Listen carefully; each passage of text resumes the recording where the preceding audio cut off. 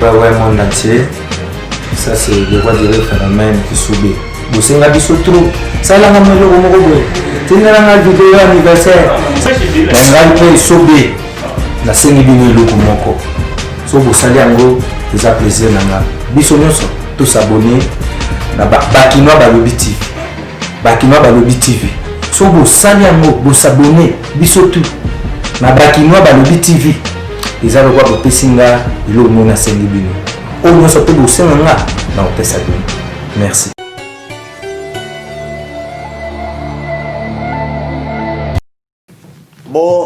Bonjour. Une fois de plus, tu l'as vu lobby, les autres Rosala. N'a invité Nabiso Moussou, tu es qui est plénière. Il y a nos procès plutôt audience, il y a 100 jours, les gars, dans Makala. Bah, tu peux suspendre pendant quelques minutes. Pourquoi? Parce que ton bataille que tu as en audio. Où il y a chef de l'État, il peut savoir instruction, et puis si vous lui dites, il faut suspendre, mais espérons bien que ma caméra bien. Les autres, ils ont été solo à un nouveau mandataire, ils ont nommé. Est-ce que Batouana, Baye, Koya, pour servir Congo, tous les gens Yakala, Balongoli Simon, Baché, Pételo. Apparemment, Bakinoana, Bakinoana, Bakinoana, Bakinoana, Bakinoana, Biso, Nanda, Koutouana, besoin peut-être sa vie, Biso, par rapport, il y a Bateau nommé. Ba mandataire asika ba nommé na ba PCA donc ba comment mususu ils ont bangi sabatu nanda et déranger vraiment batu mususu ba bela ko bela et puis ya mibale sensa oh lenga ko ya kumbelaka budget nango na mbula mobimeza 3 millions de dollars basala kanini tala ba manka gani mususu basala kanini et puis bazo sala nini aux allez pour l'intérêt à peuple jusque là tu éviter allez bolotwa bonjour.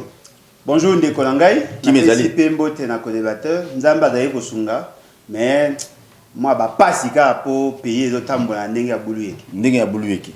OK, Ndeko. Boni Ndeko Gelor le Chikou, Nzamba la nia liboso biso ko yambe. Awa azali mo ba cadre ya PPRD. Merci pour l'invitation. Ici na PCP Mbote na Ndeko Langai. Ndeko Gelor le Chikou, Bato Balobi na cité Balobi, c'est Kabila qui a nommé, ce n'est pas Félix Tshisekedi. Non, écoutez, ordonnance, on attend le Tangamaki, na Souka Batangi Kombo, ya président. Charles Tchab écrit à PMBP, mon en moi bien. Félix Antoine Tshisekedi, c'est lui qui a nommé mandataire. C'est vrai, les lots Toyoki, Bazoloba, pour Nani Bato Kalawana, Bazongi, les sous, tout. Et là, on a dit bon, mon politique, on a politique, politique est à église, politique est à siga bolobi non, changement écoti, tolingi jeunesse mata, tolingi bailobi longi asikate, politique est à bachaka bato oyo ya confiance, bato oyo bakozala ko sala est-ce que nini, soit regroupement politique na et travailler ou soit ezala. Mais pour le moment, qu'est-ce qu'il faut dire? Bazan nommé sur base de leadership Yassika. Tous en mokonzi Yassika, tous en système Yassika. C'est sur base de l'instruction du chef de l'État, tous en Ebikoloyo, yende a orienté vision naie, nenge batouana ou nyo sobozo lobela bako sala. En plus entre bango une sorte de PCA. PCA, c'est vrai, il est président du conseil d'administration, mais il n'influe pas directement dans le fonctionnement. Oui, mais ils s'attendent à José Makila, Bamouni Lambert Mendy, qui est tout fait dans le non, le problème c'est que c'est que bon, ça la monnaie église, c'est politique. La politique, c'est le royaume des mauvais sentiments. On a un Saint-Esprit. Pas seulement monter à ma base à rappeler confiance. Tant que Bolobi Boche José Makila Kuna. José Makila Zanan. Aza président parti politique, Aza le regroupement de présidents à niveau FCC. C'est un cadre dans notre cadre FCC. Aza combien de députés? Pour le moment, je ne sais pas, peut-être Aza a 2 ou 3 députés, Aza peut avoir député BLT. Mais le fait qu'il est ici quand Aza a décision à niveau FCC, c'est normal qu'il se retrouve. Balambert Mende Bazawana. Le problème le lo Zanini. Et Sengeli au Bolobara, non, il faut aller jeunesse. Oui, c'est vrai. Bamsou Bolobara, jeunesse, c'est arrêté d'esprit. Bamsou Bolobara, non, et Sengeli, génération Moussou Sassika, Eya. Mais génération, est-ce que ça a réellement préparé pour la gestion? C'est une question. Génération, est-ce que ça a nini pour accéder à la poste? Et Belé Bazoloba, Moussou, yé ané Mobimba, Zaraliko, moto, Moussou, na taxi, Moussou, Zaboye, mais Bamsou Bazoa derrière un parti politique. Bamsou Bazaboye. ba ko so te ka boye ba yezo no yaka ba moza la DG to DG imoza ta na parti politique mote oza ta soki na association mote mais yo wana ka olingi no yo bacha yo nde ogelo to continuer même tata on moni suspension ya audience to lani na on a début wana et ça on était pas tant ba tangika ki non tozana audio il y a Félix Tshisekedi il y a Félix Tshisekedi à Lobaki mais faut ainsi m'a changé biso mo sala bien bon je faut na banda comme ça bien problème est ça que et bangi se batuno so nanda quoi te problème est ça nini omoni eza procès ba juge ba ebini batam sa makamna bango toza ce qu'on a plaidoyer za appena juge comme ça dit avocat contre avocat de réponse question réponse mais quand on fait entrer élément oyo et au dépendre d'un jugement il y a juge mais je pense que ça ne va pas influencer procès le président de la République n'est pas directement lié dans merci beaucoup Charles le chef coutumier à la télévision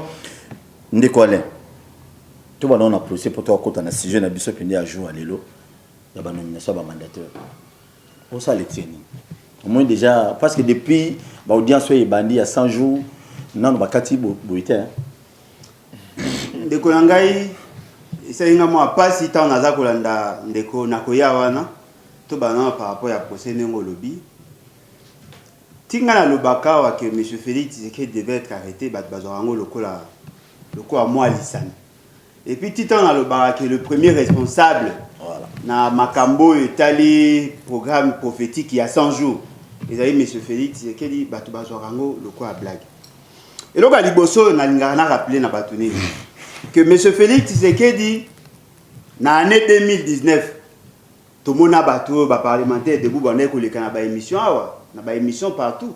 Bah ça va salandialer M. Félix Tshisekedi. Non, voilà, la liboso tout le monde en a Congo, un président à côté investi, a présenté le programme de gouvernance, et voilà, a ciblé Marambo ya Banzela, Marambo Belé, et il y a un monde a mis ça, il y a ça M. Félix Tshisekedi pendant une année. Pour n'a pas eu que non, voilà, programme à 100 jours. Monsieur Félix Tshisekedi a joué programme naïwana à Kenda ko présenter en gros devant base naïna limité. Batu ba kumisa, mbana liboso. Mais ce qui est surprenant les amis que tant où tu commis ko attaquer programme, tant où tu commis ko mettre à nu le faiblesse, il y a conception, le faiblesse, il y a mise en œuvre. Bande ko na biso lelo Babalouki, Bakomi Koloba, non, le président de la République n'est pas responsable de ce qui arrive. Non, mais attendez. Et mon colonel Kassi Félix, c'est qu'il est comme responsable. Parce que ce qui a sali a joué l'initiative, Bobeti Mabo.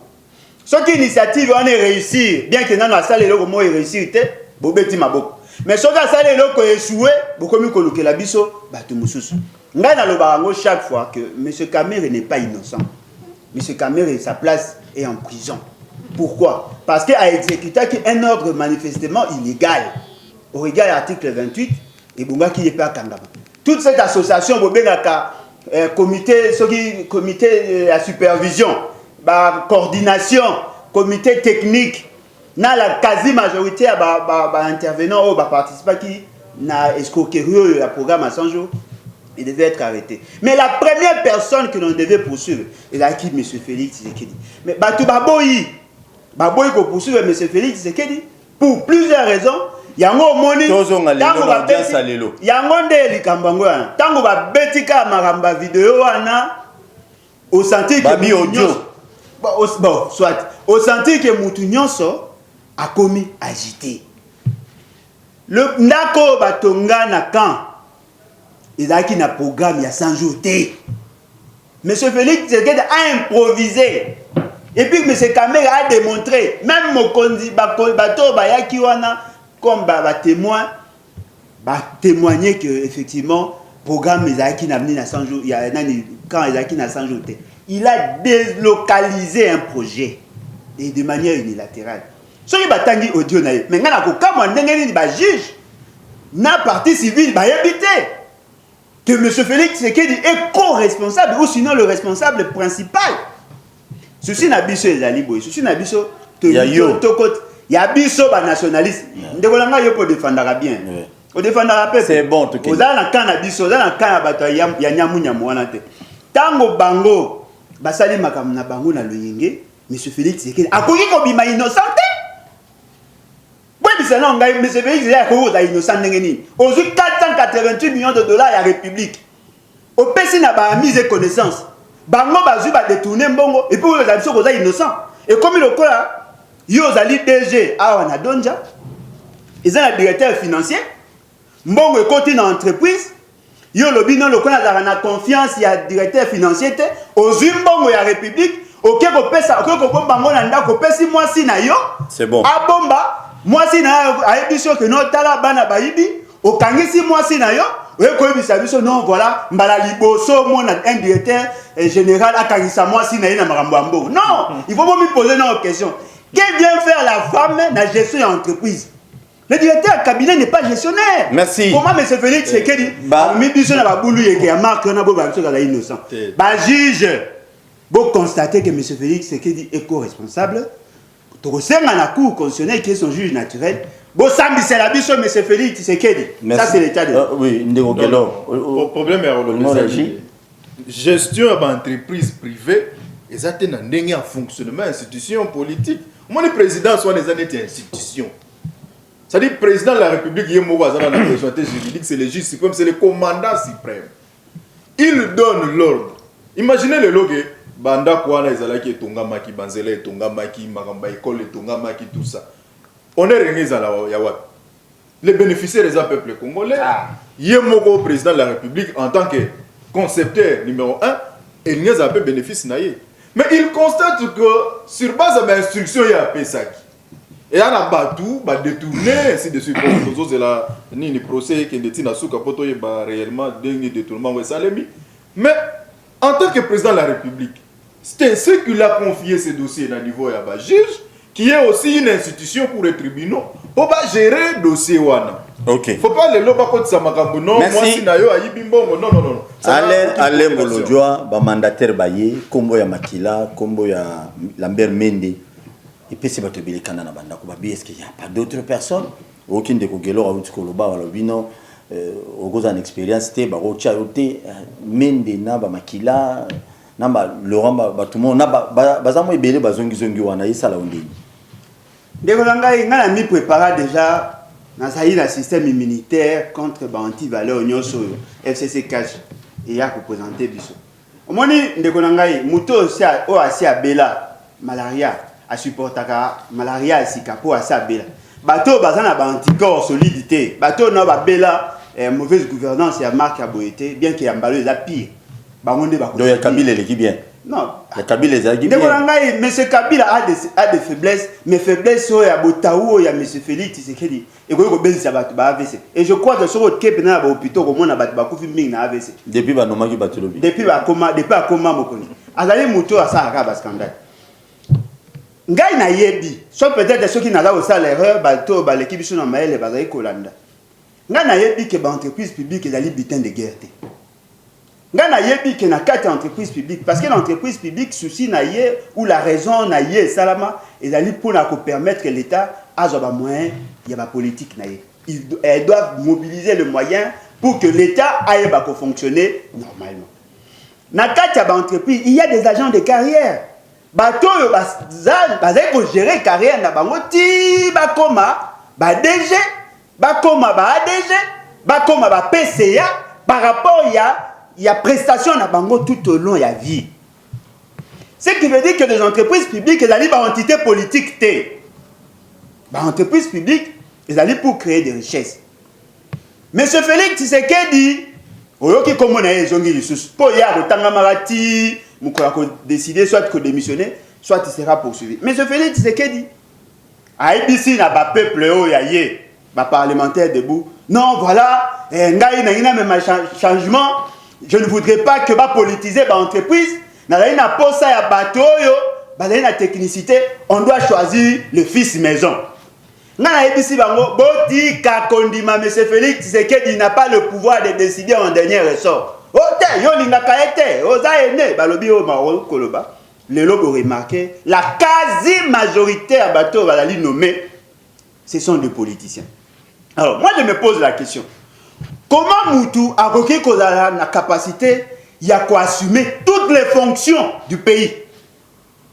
Monsieur José Makila, député provincial, il est compétent, mais fort malheureusement, à Tchémois.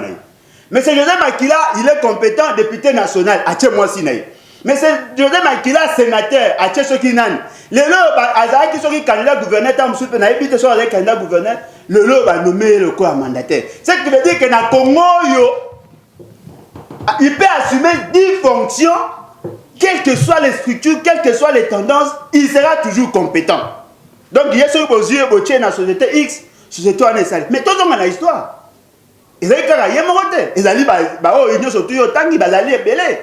ces gens-là ont eu à assumer des fonctions d'État.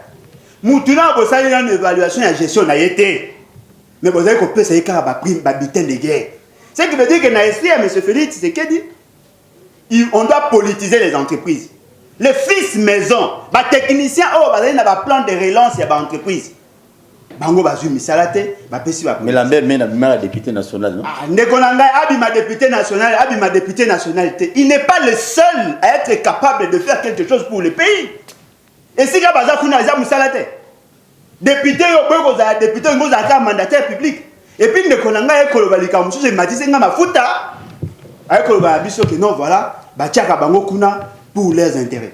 Il y a les entreprises sont mal gérées. Parce que vous avez ça, on dit pour les œufs d'or, pondaka ba maki, bango baliaka, ba agent ya ba entreprise wana, ba kuvarandala, l'État n'a qu'à budget, apport ya ba entreprise, les ko apparaître parce que ba commissaire gestion ya ba criminel.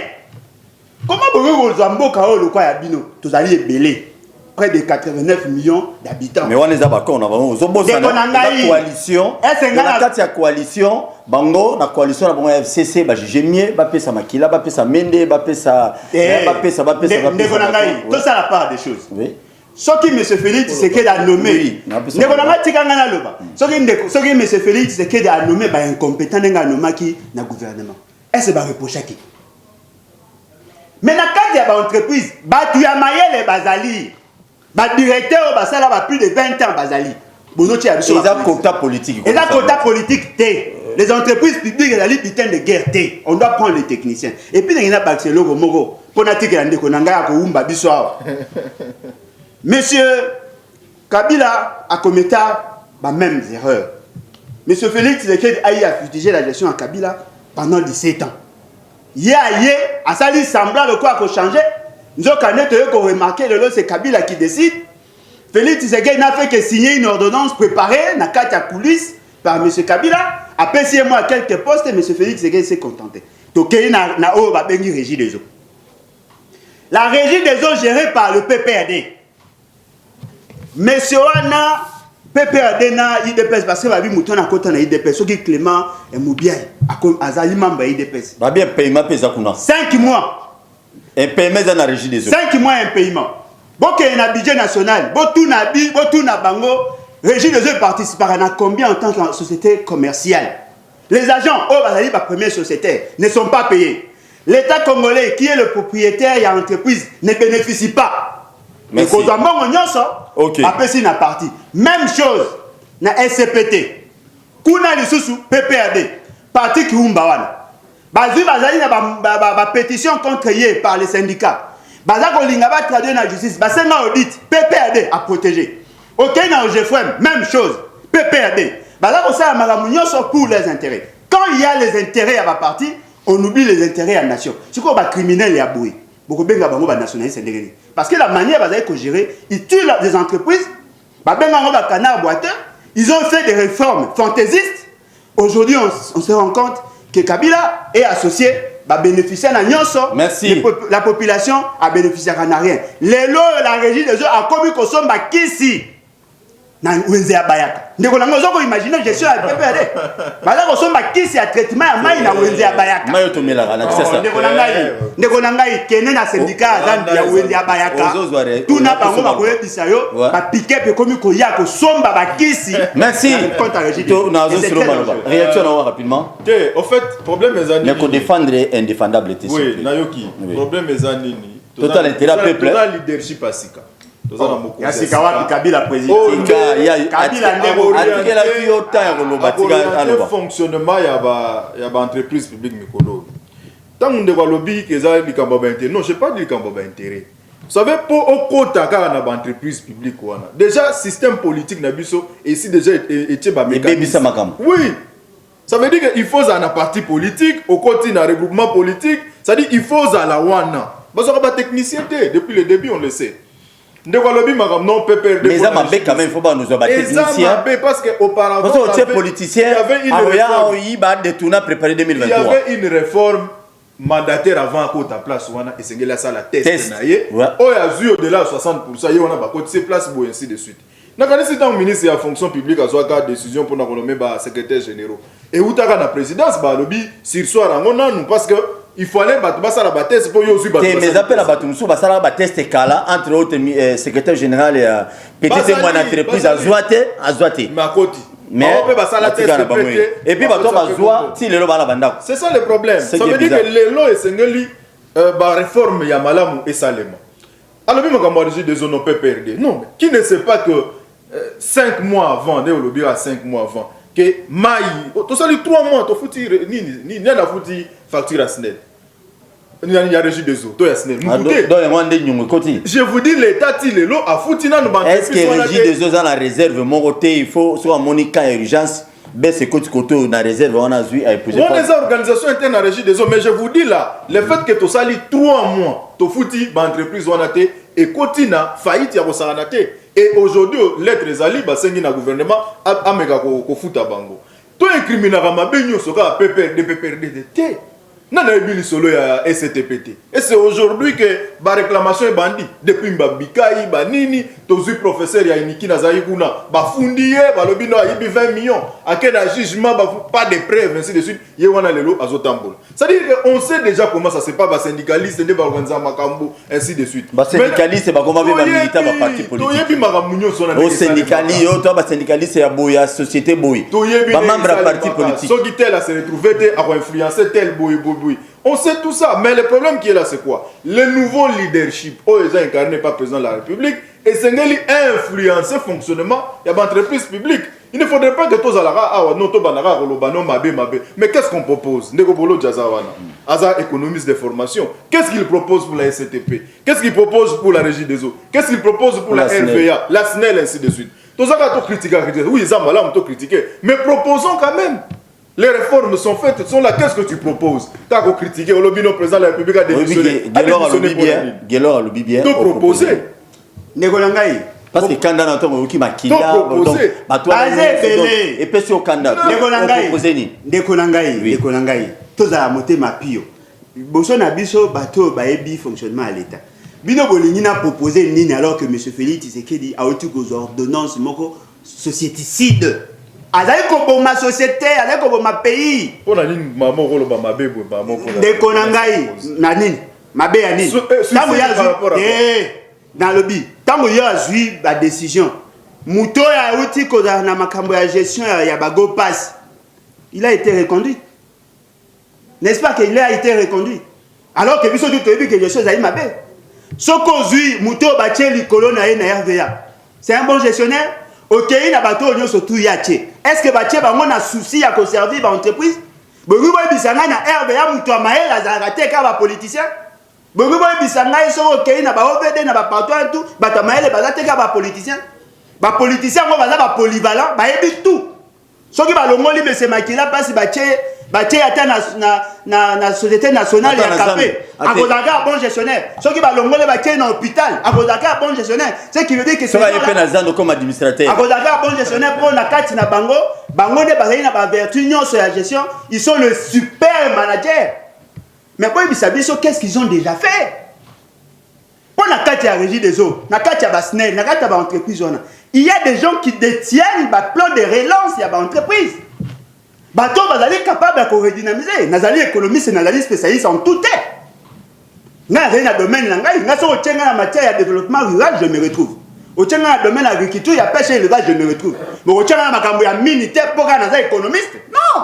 Il faut que nous ayons dans la spécificité. Attends, Zambo à ça. Il y a un lobby politique, il y a un BBC Makambo. Mais Ndekonangai, politique, engagement politique, l'entreprise ignore ce moment à ma bâtie. Ndekonangai, wane zali mea culpa. aye koyebisa bino awa que monsieur Félix Tshisekedi na monsieur Kabila bayebi makambo azali kosala te non ezande eloko ya lobi yango po ntango azali komilela que non voilà ezali politique ya mabe politique yango na asali comment bokoki kozwa bokoki kozwa ndeko na ngai tika ngai na loba na Félix de basala politique bango nde basali eloko wana ya Congo ndeko na ngai bango nde bauti konome mandatara Mobutu bazali nomé ndeko na ngai tika ngai Mobutu ezali so bini malamu na parti omoni mabe na bino soki ba critiquer Kabila asali référence na Mobutu soki ba critiquer Félix asali référence ndeko na ngai.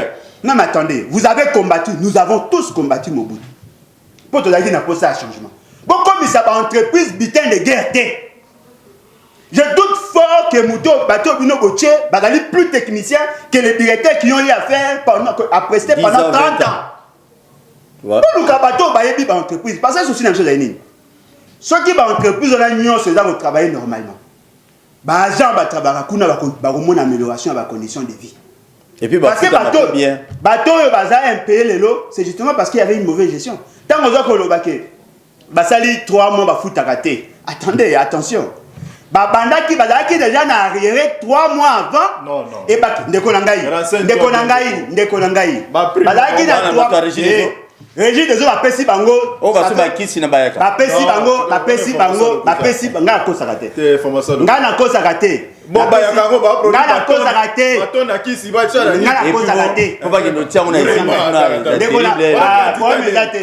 Ndeko na ngai. Non, moi était juste faut vérifier. Yo za mon investigation. Oui ba ina batabara ko tu na ba. Mais bazaki dans no wa ba ya ngabo de biso. Ce que Régis des heures resoma ba kisi kuna. Troisième mois ya ngoyo oyo bolubi ke bafutaka facture te. Mais troisième mois otokoti et bafutaka facture na on mois prochain. Ce qui veut foutre des alliés parce que moi Régis des heures a futaka après facture à Régis des heures à partir à l'10. Ce qui veut dire que Marambo boko gérer, boza ko gérer ma B. To dali le long na mandat de comparution. Il y a DG, il y a OGFREM. Mais c'est le procureur Mouto à magistrat convoqué qui est aye ko se rendre compte que parapluie yé ba ebisi ekeba wana zali intouchable mutu anemi abangi atiki mutu anemi na jekamine ndeko na ngai nazo bisayo ngai nazali journaliste mais moi j'ai vu grâce à ba investigation ozui oyo mutu ya nini oyo ya RVA ala pe na protection ya ye RVA oyo mutu ya RVA ayi ko gérer nani entreprise na été yé pas à partir ala ndeko na ngai FCC FCC ne va pas gérer, va passer moins d'ambo. Mais PPRD FCC. C'est là le groupement là. Oui, ça peut évoluer trop dans la deuxième série. Et donc les livres que Moutounion soit là il a un souci, il y a une entreprise on est fonctionner normalement. À quoi soutenir politisation il y a une entreprise. Parce que qu'est-ce qui s'est fait? Bah quoi engager dans une net na OGFREM, bah qui 550 agents personnels. Na coûté na tableau là bango ba comme 1000. Bah engager ba militaire parti. Aucun n'a régi des eaux. Mais c'est Nani Clément Moubiaï. A autre qu'on engagé peu sous 500. Au lieu qu'à engager, bah temporaire, n'a pas journalo, va salir 15 ans. N'a pas salir émission. Tout le monde a bien à la TV. Bah, on va salir 15 ans. Au lieu qu'à Zoa Bango, Azu Bango te. Azu va militaire, va parti politique. Ache Bango, n'a pas grade à l'icolo. Mouto a sali 20 ans en carrière, Aza C13, mais yo tche Moutou, Moussous a Yesika, a commis cadre. A Yebi même pas reformuler, qu'on construit une phrase en français. Quand rapport à la ligne militaire, le gars mobilise à la bateau et pelé, ils vont marquer dans la province. Merci. Oui. Ce qui veut dire que quelque part, bande qu'on a biso yo, bande qu'on gérer biso, le gars va cannibaliste. Ils veulent assez que l'État a la suite entreprise. Tu respectes dans la suite une entreprise, va gérer sur le côté pour bango ba liba bo mamboka. Et nous surtout zo komona na, ba o sa calcul na ba on a 2023. Merci. Et ça c'est très dangereux parce que l'État là ko bénéficier Bagent, Bazako bénéficier. Oui. Et puis c'est décevant. Ok. Merci. Émission la biso bakino va lobby. Tozali wana toko defendaka peuple toko loba makambo biso to loba na ndako na coin au telemi na coin mo ya cabine vandi débat mo politique wana maîtrise té. On va biloko neto yaka to benga bato bana maîtrise pour ba ko pesa biso matière ensemble na bino. Et puis bino pe na ndako bo benga na numéro na biso wana to fungoli téléphone. Numéro ya Sewana Boyko Benga pour participer à l'émission de l'émission. Ndeko Obi Lisola c'est copé. Oui. C'est copé Barekita qui batou après avoir recruté Batou, comme au sein de Batou, Batou recruté avant de toucher salaire, il faut contribuer au moins $10. Parce que moi-même, je suis victime de Bande Konanga Bakuna. Alors, oh non, ça premier salaire, les gens ne pas conduire, donc on ne comprend plus rien. Il y a un de mon azur, les jeunes de Mouké, de Koualé, ceux qui moutou, bâtir la place, à ce beau, ça n'a qu'à servir l'écolo, malamo et comme politique. Est-ce que l'eau s'est coupé ou non? Ça se dit, bah tu es belé, bah victime nango. Et l'eau s'est coupé, le Seigneur d'abord ça va de nani décision non décision pour la gratuité enseignement. Sur base de cela, ma partenaire bayaki pour ba meka un peu ko bongisa makambwana. Mais paiement ya ba enseignant, ba partenaire balobi au lieu de confiant on a ministère ou bien un gouvernement, bah on dirait ça ba magouye belé ça les makana to préférer structure voilà. Structure yamala mounet se couper pour gérer dossier. Mais il s'est passé un problème que le parti politique peut profiter d'un niveau on a pour bako sapé Oyoki Batuna Bango, ça veut dire que ce n'est pas interdit, il n'y a pas une loi qui interdit ça. Si vous avez licencié, si vous avez gradué, si vous avez D6 et que tu es apte à ça la kuna, on dépose candidature, comme ça se fait partout. Oui, après. Tu peux être engagé. Si la commission vérifie que vous avez préparé sur la commission d'affectation, ok. Mais le problème qui s'est passé, c'est que il y a eu il y a eu même des gens qui ont scanné des décisions, des signatures, ainsi de suite. Commission qui est vérifiée, il y a des misusu.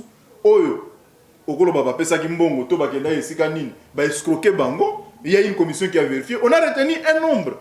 Le lot qui est dans le ministère, fichier Ezali, nombre retenu, nous avons rempli critères, vérification, ainsi de suite. Maintenant, il faut qu'on mécanise Bango. Au petit problème très important. Au lobby, bazo senga $10, bazo senga mbongo bata se couper. C'est ça le bata se couper à solo toi le couteau. Les contrôles doivent être moi est-ce que Gelo, moi j'ai au moins 3 petits frères na petite sœur moko. C'est ça que j'ai dit. Il y a un lobby, il faut payer $15. Il y a un faut payer $10. Mais moi je me pose la question. Mais pourquoi? Mon salaire à l'État pour engager yo. Bazoyo sali test aux huit et combien va $10 va $20. Est-ce que ça va pas? C'est quoi le problème les amis? Faut pas tout remonter à moi pas ministre. Oh mi collègue comme non ministre à FSP, muto à côté ici bande konaye toi sali boye ya muto osenga mbongo té.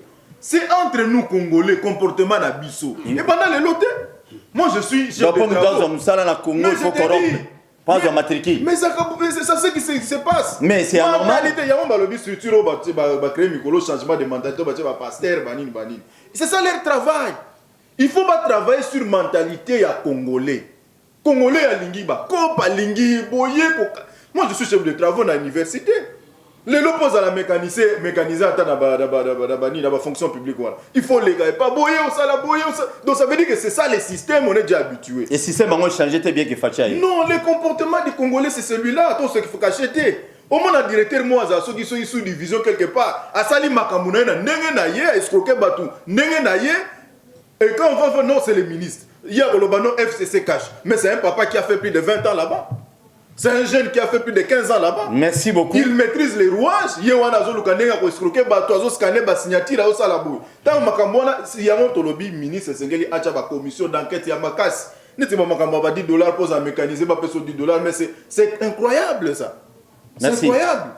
Ndeko, moi je le par rapport à ces copés et puis tous les canaux si je n'ai pas ça on va avoir $3 millions dans Mboula au Lengankoina Batunaye va avoir $3 millions pour le fonctionnement ça tenir compte ba prime au bazala sugi 16 to 22 ne bazala kuna donc ça va ça la donc bon l'été zo kenera boy na pesi mike mukeba réseau lobby mbongo mboka eza pour na ba politique kasi pour na petit peuple ndeko moi le ba pour na ces copés ndeko ngai ozoka ndeko gelo so baza koloba azayi toujours à la défensive parce que azayi ko mona question baza koloba ba anti-valeur et là là ta Kabila et là ta Félix Tshisekedi batuna bango Kabila est là c'est pas un problème to Kena c'est coupé Kabila est là c'est lui qui influe les décisions il y a Mabé aux Amana Kabila est sénateur à vie sénateur à vie gloire à Dieu mais le problème dans le procès je crois ndeko nangai ata la ndi procès c'est coupé Alain ndeko nangai Monsieur Félix Tshisekedi a élu biso réforme fantaisiste sur la gratuité de l'enseignement. Statistique et bimi, balobi, ba enseignant nyonso, bazali pratiquement dans les 600 000. Sur les 600 000, bao bazaki mécanisé, babanayi kofutama normalement, bao bazaki non payé, et bon va régulariser la situation na bango progressivement. En mois d'avril, bon qui va résoudre le problème na bango. Et fort malheureusement, va jouer prétexte que le coronavirus. Mais plus de 250 000 nouvelles unités. Bazali toujours na regeza baza causer là va régulariser la situation na bango plus de 250 000 statistiques eza ngate statistiques eza ministère plus de 250 000 ce qui est surprenant boyebisi bango na mois d'avril boko régulariser la situation na bango pour que bo régulariser la situation na bango ya paye ils doivent être identifiés bo régulariser bango na base na ba matricule pour bailler l'état yeba ke akutaka bato temps. Quand on est dans le bâtiment, on a reçu des eaux. Au lieu que bazwa, bateau bazali na attente, il y a régularisation, basali appel na ba parti politique. Basali appel na bandeko na bango et la conséquence c'est quoi? On crée une autre situation où il a dit que les bateaux va prester pendant plus de 10 ans à l'attente il y a kobongisa ba document na bango. Bozui bato libanda, bo pesi bango ba matricule. Et puis, batango baza ko senga ba futa bango. Mais attendez, Moutou a sali pendant 10 ans. Bo futi été. Mais boyo pour recruter Moutou Asika. Boyingo exceptionnel. Il a mal presté. Aza ko mérité. Il faut comme un membre ya parti pour qu'il y a comme la musala et comme il a parti et comme il parti d'état. Critère ya liboso pour na ko accéder na ba poste na Congo, il faut la membre PPAD. To ya IDPS, to ya ba allié. Non, Moutou to dans obligé au la politique. Oui. Bande qu'on a vu sur ba témoin de Jéhovah, ça la politique té. Si quoi azako luka musala, oyebi se faut ko ta membre ya parti. Aboya boyambina ye pour azana posa ya musala.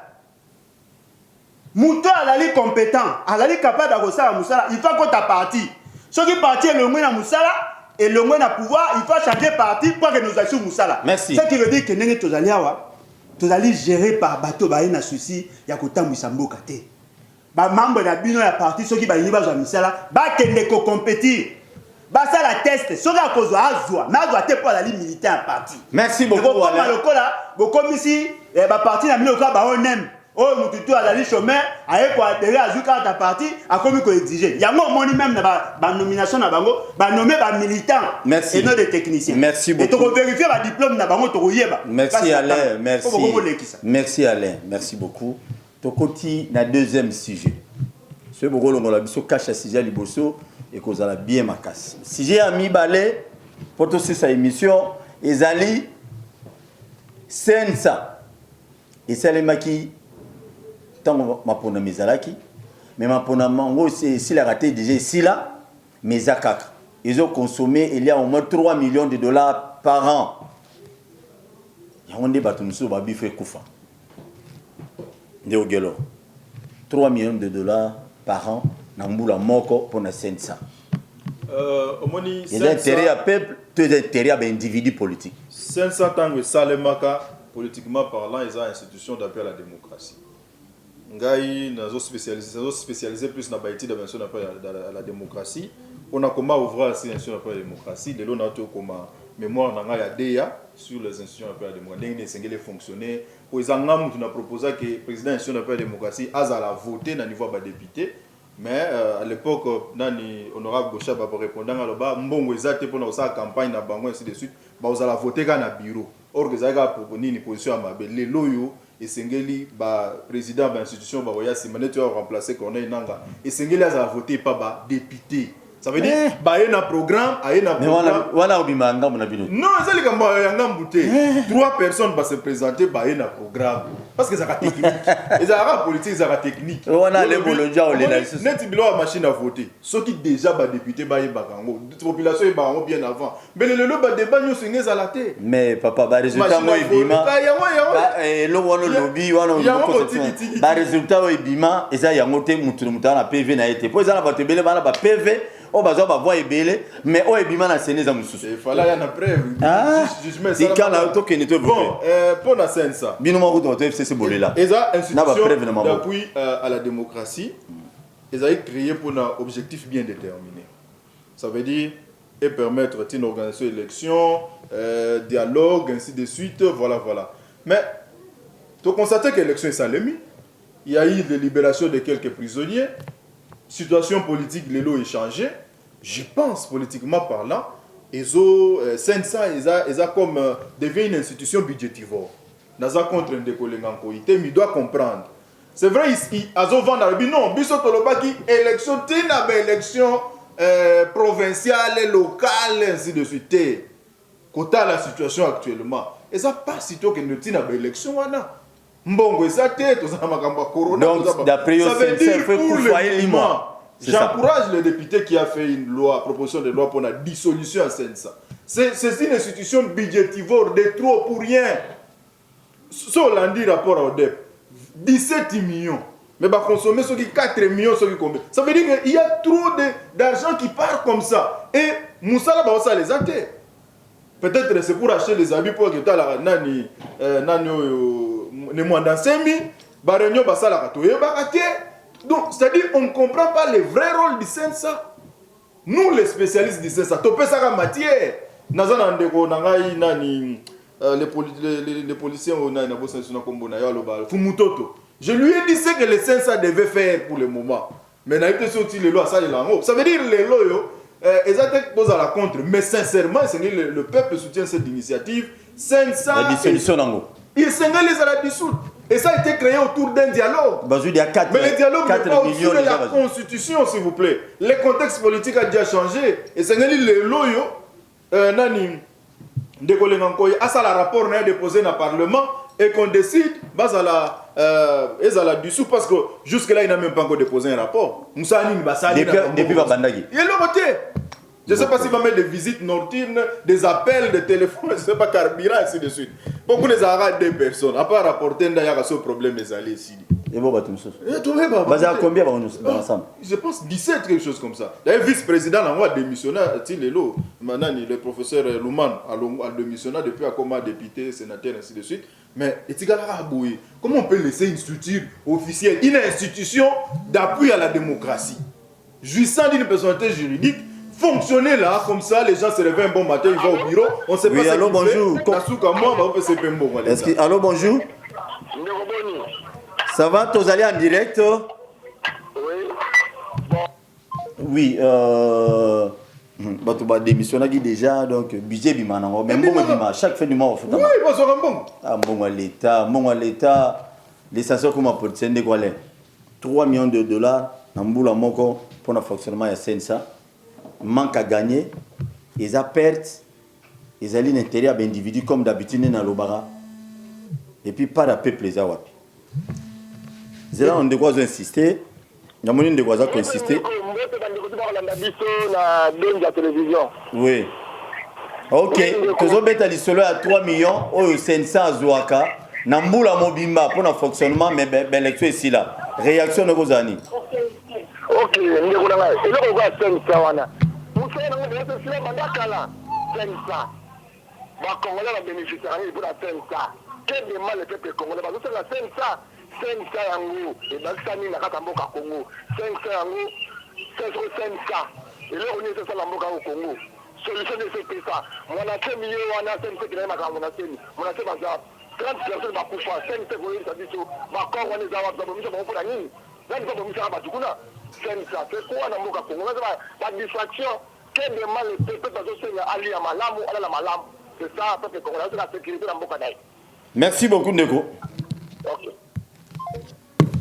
Mbongo kinda raboui, ba police ba vana ndako la pongiti 12 heures à la muki, abeti tout. Fin du mois qui mais yo zo souffrir. Mais bato bazo souffrir. Na zo souffrir. Il y a là muta pouvoir. C'est bon, muta pouvoir mais niveau na ye il faut ya kotara ye bisika ba décision ya zalakate. Merci Alain. 3 millions de dollars. Yo posa la muka on aura pris ma décision. Voilà, 3 millions na mbula moko. Ndeko na ngai wana ezali pona fonctionnement. Pona Sensa. Bazali pe na ba investissement au basala. Basombaka pe ba mituka. Bazali pe na rémunération. Ce qui veut dire que ndenge zawana ndeko na ngai soko koti na histoire ya Sensa. Ils ont une place à l'aventure. Moi, je n'ai jamais été d'accord na Sensa. Sensa, ça m'a poigné. Le quoi, M. Félix Tshisekedi, après que ma premier ministre était, il a créé Sensa pour qu'il y ait Etienne Tshisekedi, pardon, pour qu'il y ait Azala président, il y a Sensa. Raison va créer là Sensa Yangouane. Bah pesi Sensa mission, il y a aussi la suivi, il y a accord au va signer na niveau il y a Basango. Bah pesi mission, et fort malheureusement mission na yo ba pesa bah il fait aussi là ce qui te signe cycle électoral nyonso. Ce qui veut dire que le lot bon qu'on rendre les irresponsable, il y a marambo za osa maté parce que nul ne peut se prévaloir de sa propre turpitude. Ce qui est élection locale municipale nyonso ane sa maka. Olenga automatiquement ngalonga. Ngalonga ba mo parce que conditionnalité za qui pour que CNC et disparaître ba organiser ba élection. Mais ce Félix Tshisekedi qui a toujours entre guillemets défendu l'idée à organiser ba élection, cette fois-ci a organisé. On devait avoir des élections au Yaba local municipal en 2019. M. Félix Tshisekedi a continué au mois de janvier. A vu Tanyonso, il y a un voyage. C'est le local où on a monnaie au Baïli Bichon dans le voyage, ils ont coronavirus. Ils n'ont pas pris le soin. Il y a un accent Makassi sur les élections. On n'a pas eu les élections. En 2020, on pensait qu'en 2020, on va organiser les élections. Parce que la conditionnalité pour que ça ne disparaître, ils allaient d'abord si ça va élection. Mais il y a possibilité aussi. Il y a quoi, l'Ongola, que dissout pratiquement Sensa, mais décision qu'on a dans Sensa. Décision qu'on a dans l'instance habilité à prendre des décisions. Donc, Assemblée nationale. Assemblée nationale, notamment parce qu'il y a l'autorité budgétaire. Voilà. À côté, on a vu que non, voilà, cette structure ne vaut pas la peine. Parce que, bah, il y a ça, on a commis comme et comme ça, mes amis. Il a dit que ceux qui ont violé, moi aussi. Moi, je suis un baquet et pas Sensa, pas résoudre le problème. Rien à voir avec l'État. Au moins, la même chose, on a un monde entier, à Bimi, à prison, à Kimi, qu'on a encouragé à me mettre par l'instance pour que Bali va trouver la solution à l'amiable. Au moins, on a un senga, bah, parce que mon entier, Moussala, pour y pas un ça à vivre. La finalité, il y a Sensa, il y a plus de Moussala, dans mon pays, on va créer. Moussala, il y a aussi la suivi, il y a un accord. Le corps accord, il y a un objectif, il y a ceux qui ont un objectif, on les atteindre. Et ils ont respecté. Le corps a suivi l'élection, M. Félix, c'est que la monique est l'élection locale municipale. Et ça, c'est important, il était pour y avoir ça, yango moni c'est ça bamo ça juin de kolangai mais quand c'est Alain Tozon à la 500 babimisi 370 millions de dollars, plus de 370 millions de dollars pour un programme. Bon bah l'élection c'est combien? Ah mais il faut tout namutaseni total il a dit 1 milliard 200 millions babimisi 650 millions de dollars, il traite 500 et quelques millions, 600 millions. On pouvait organiser des élections parce que grâce il y a des élections on allait avoir des entités territoriales décentralisées avec revêtu la plénitude du pouvoir. Le seul qui n'a pas beaucoup qui est élu. Mais ces gentils n'allaient pas prendre des décisions de manière unilatérale sur le comité. Merci. Ce qui veut dire que Basali Makamundenge a le yengi. Tout le la scène c'est le mois. Parce que c'est la budgétive. Mais pour vous en a été. Mais ce Félix Tshisekedi en 2019 a créé une cellule Moko attachée à la présidence. Cette cellule est allée charger Yakopekisa vente ya baïmain. Batia secrétaire général adjoint à PPRD. Il y a eu deux PS.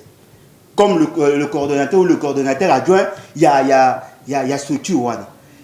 Une structure inutile. Inutile.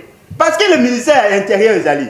Le ministère de la justice est allé. Il y a des départements chargés à ça la même compétence. Mais pour créer une nouvelle structure, et puis il y a un peu de il faut pas louer le bureau, il faut pas équiper bango, pas payer sa bango dotation, bango va donner rien à la ministre, boba na kuzora mbongo. Mais ce Félix Tshisekedi amène encore 3 autres structures inutiles. En appui Ezali a créé cette structure pour supporter la promotion et l'investissement. Ce qui veut dire qu'il y a beaucoup de problèmes, beaucoup d'imperfections. Mbongo biso to zwaka na l'état 100% et qu'il n'y a près de 70% pour le fonctionnement na bango. Et dit qu'il y a 30. Au lieu de faire ça, on a structure va fonctionner dans 5% à 30% et comme 75%. C'est-à-dire que bango 4. Donc budget à l'État 75%, c'est ça. Et qu'il y a un fonctionnement, il y a entité, il y a l'État, et 25% il y a moins de fois ça, les écoles pour la petite peuple. C'est là, école, hôpitaux, balabala, nous sommes tous biso na biso 25%. Bango, politiciens, Kanyaka, FCC cash, bango 75% et l'administration publique. Ce qui veut dire que tant que vous créez une structure yasika, et ça peut fonctionner dans bon na biso. Et le moyen pas na bangote. Na 75% na bango va continuer na ngo, mais na 25% va grignoter les sous. Et ce qui est grave. Pour que biso soit à 25%, il faut que le budget soit exécuté à 100%. Or, le budget est exécuté à 60%. Priorité à budget, qu'on fout dans la rémunération. Donc, soit que l'autre côté, et là, on dit, M. Félix, c'est un peu comme ça, et là, on dit, ça y est, budget 2019. En dehors, est-ce que tout le monde y a posé? Et là, on dit, ça y est. Et là, on dit, mais c'est ça pour nous, on a appuyé les députés, on a qui nous faut élire moi. Dès qu'on a besoin de décisions, tu vois, discours, tu as posé ça, structure, il a servi, il à rien, écoufa. On dit que l'État a fonctionné de manière normale. Oh, structure chargée à promotion et à investissement. Laissez, il y a une direction à ANAPI chargée de ça. Bon, que les gens sont militants. Oh, pour y avoir ça, nouvelle citoyenneté. Non, laissez. Quand il y a un ministère, il y a des structures qui sont chargées de ça. Bon, tu as une structure, bon, réduire. Ceux qui ont la présidence, ils ont 600. Bon, comme à 250. Ceux qui ont le ministère, ils ont 66. Bon, comme à 12. Parce que le problème est que le nombre de ministres réduit charge publique. Merci. Ceux qui vont réduire le nombre de ministres, qui c'est que l'État a dégagé, moi, les Cameroun peut permettre à financer la place. Et puis, tout le monde s'en a raté. Tout le monde a un cadre de décentralisation. Il y a d'autres compétences. Et la lutte évolue dans l'entité territoriale décentralisée et les provinces. Pourquoi vous avez concentré Nyon Sokara? Il y a un moment où José Makila a jamais retraite. Il y a un politicien. À combien aller? À combien aller? Il était ministre des Transports. Boyoki va scandale, c'est à Magona. M. José Makila n'a jamais géré.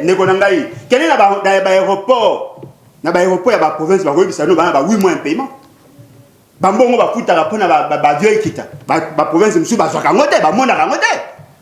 Bago pas son état qui m'a géré pendant son époque. Ce qui veut dire que bazar aux hommes c'est abisso ga batouana. Oh muto ya nani ya mutayi de peso ya ali ayi de peso.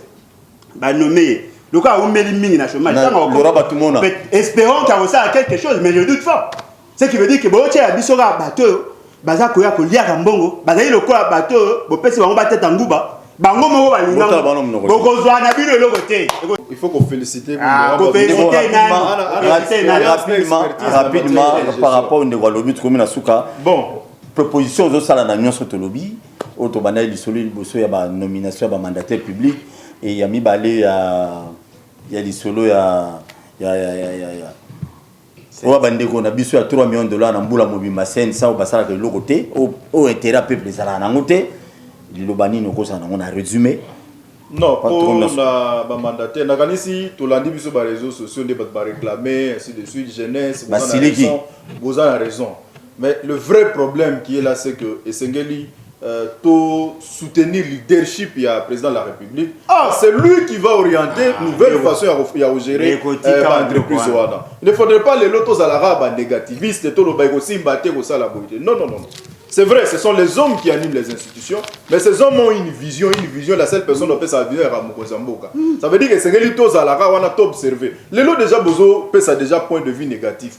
Bon, évaluer à Moussa na bangote 100 jours l'équipe était car les lobes on vient bosser non soyons la makila ndeko na makila zanani asa PCA il est président du conseil d'administration ça veut dire il y a un DG il y a un DCD il y a les banani ba membre du conseil d'administration bangonde ba influencer politique mo asika makila ne sera pas là que pour influencer fonctionnement à une telle entreprise c'est vrai merci problème yango wana bona sensa tout qu'il n'a pas discours rebellé politiquement parlant tout le monde a raison d'être dans côté tout bon pas bon mayango et que bon on a pas orienté on a marabu sous merci beaucoup voilà presque à la fin on va passer de Komaloba Bokabani merci d'avoir tout au bozo landa biso de part et d'autre émission aux à chaque jour à 10h juste rediffusion à 21h45 on a beaucoup et puis vous s'abonner massivement. Ils ont la contribution à bien pas nabiso ya soutenir biso na mamutozo ça la se s'abonner na chaîne nabiso ya YouTube ba komi eza bakino ba lobby TV so on côté on cliquer place ba komi rouge o cliquer ka wana bakino ba lobby TV et ko ça la biso bien ils allaient soutien ma casse au bino bozo ça la biso ndekwale nous sommes arrivés à la fin moi liloba résumé ndeko na biso gelo a uti koloba oyo ko résumé na mukuse na ba union so na makamunyo so biso to lobby a pour l'intérêt à peuple. Gana le bar a toujours un intérêt à peuple. Et là, quand ils allaient voir des Kolanga, ils allaient que. Dans ces carabatos, ils vont proposer. Tant que vous avez déjà proposé déjà acte. boponi bato ya mabe nga nazoko kamwa ndenge ni bato ya Congo bazaka na courage ya kopesa monsieur Félix Tshisekedi confiance. Monsieur Félix Tshisekedi a ebisi bino que non voilà ceux qui n'ont pas retardé a ebisa bino indirectement de manière implicite. Ceux qui n'ont pas retardé la nomination à ba mandataire parce qu'il y a lingi que va centrer essentiellement choix na bango sur les techniciens, sur les fils maison. Bon la liste na yé ya bato ya autonomie. Il y a combien de fils maison? Tout en termes de pourcentage. Baza combien? La quasi-majorité sont des politiciens. Et la quasi-majorité a battu IDPS, anciens chômeurs. C'est-à-dire qu'ils n'ont jamais travaillé, ils n'ont aucune expertise. Bazui bango te parce que baza mérité, bazui bango parce que ce sont des militants. Na côté à Kabila ye pona ye azana posa à garder batona pour aider que ceux qui ba comme na frustration et que ça bango majorité parlementaire et koya ko basculer. Azongi sa kaka bato ba gérera mabe. Na comprendre te Kabila. Yo le barana na biso ki alukara 15 personnes. Na 15 personnes na ye azongi sa ra même bato. Kabila a plus de 15 postes na Kachon. Ce qui veut dire 15 personnes à ça trouver. Et ah on a mon déjà 8 hein. Ah basé belé de konanga et puis ma nomination ça va continuer. C'est-à-dire pour na biso le lot aux alliés ya liboso entreprise mususu ezoya. Pour na biso to comprendre que Kabila a déjà plus de 15 personnes. Parmi les meilleurs na ye, bateau bazali ba bon gestionnaire et pas na ye. Ils ont le quoi José Makila, ils ont le quoi Moussou wana ya nommé à faire nommer M. Kabila, M. Félix Tshisekedi. Ce qui veut dire que Bozele lo comme malonga et pas na bangote. Non. Naza kolo bangadi naza ko s'assumer. Merci. Bo pesa nga bo comme ça, bo ça dictature et pas la ngaité. Merci. Na boyi bilo ko imposer nga bo pesa nga merci na loba. minute. Ko zo nga ba minute. Vas-y. Bien bozo batelo ezo sala mawa. Bozo ko ma entreprise batu ba ko fa na banzala. Ba jeune epelé ba olu kamisa ba ozo te. Bo ko komisa bango ba parti politique ba comme ba parti politique ba bazwa. Na za na batu na régime des ba sala plus de 15 ans. Comme temporaire bazwa misala. C'est bon résumé. Alors que bango bazwa misala. Résumé. Ce n'est pas correct. Merci. Mais loko ngito le baboy. Monsieur Félix Tshisekedi na monsieur Kabila. Ba kendaka ba sala 4 heures du temps na nsele. Ba ibisaka bino ba banana ba beti bino na chuki ba bi ba na obeta masolo ya coronavirus. Tant ba batuni bango ba obeta masolo ya coronavirus pendant 4 heures. Bino mbaye bo ba technicien te.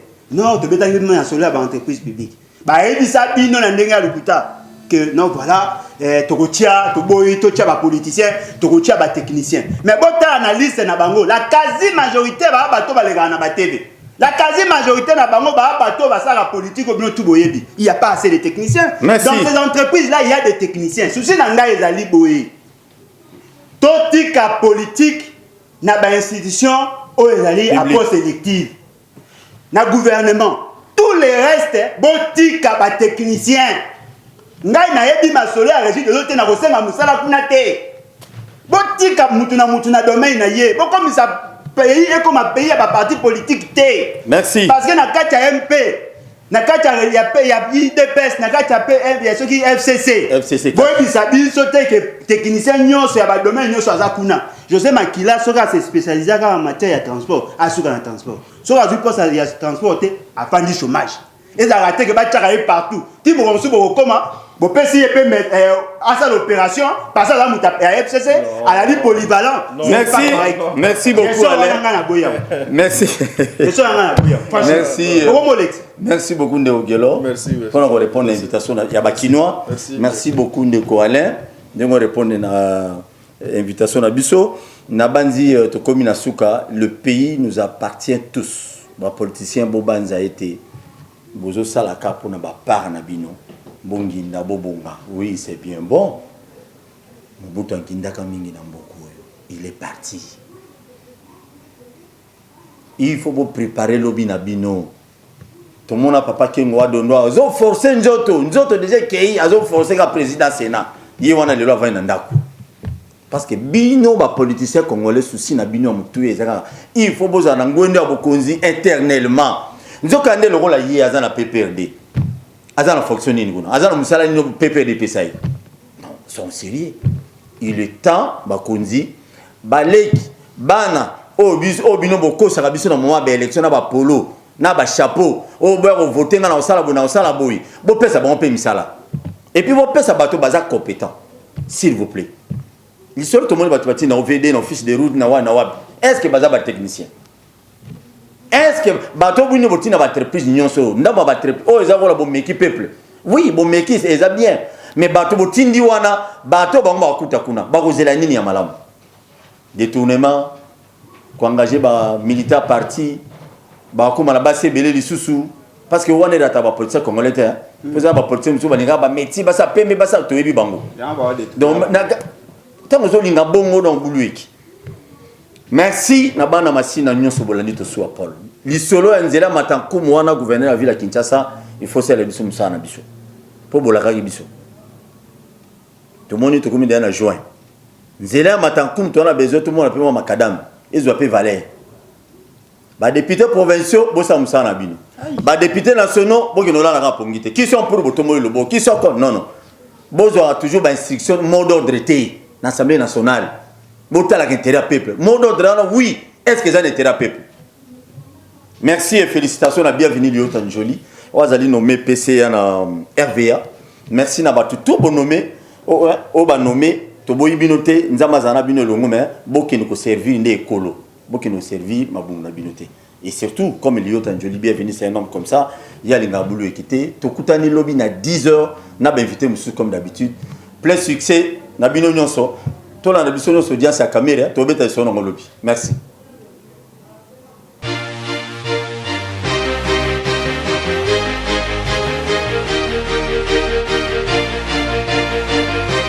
Ouais, monde entier.